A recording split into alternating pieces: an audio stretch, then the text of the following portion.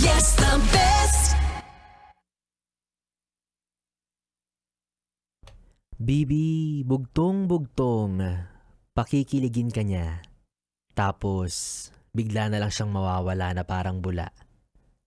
Yung akala mo magiging kayo pero walang sabi-sabi. Bigla na lang siyang naglaho. Buhay pa siya pero hindi mo na nakikita. Ang sagot, ghoster.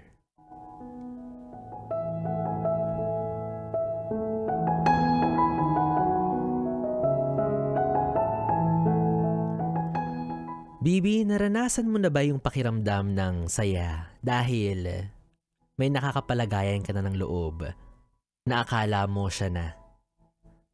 Hindi alintana yung mga puyat sa gabi kasi kapalit naman nun ang mga ngiti sa iyong mga labi. Lahat ng gusto mong marinig at maramdaman, binibigay niya sa iyo ng walang pag-aalinlangan.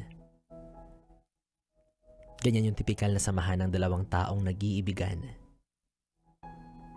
Pero teka lang, bakit isang araw hindi mo na siya ramdam? Dinaig pa ang kisap mata, mas matulin pa sa nahulog na tala, mas mabilis pa sa alas 4. Wala na yung taong nagpapasaya sa'yo.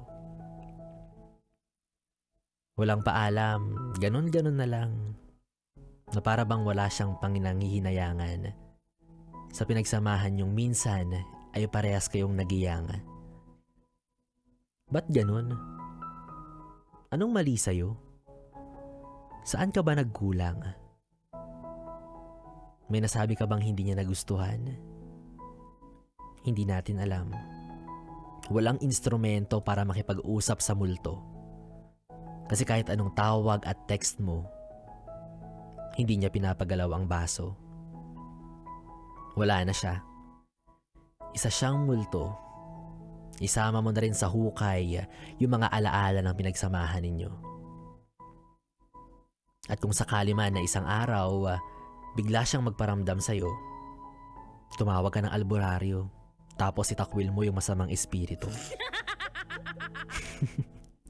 Bibi, kasama mo pa rin DJ B-Boy Bibo para sa ating Bibi Time tungkol sa ghosting. Dito pa rin sa istasyong huntahan ng mga young and fresh, ang 101.1, yes, the best. At para sa ating susunod na awitin mula kay Myrtle Bolton, here's Now That I Found You.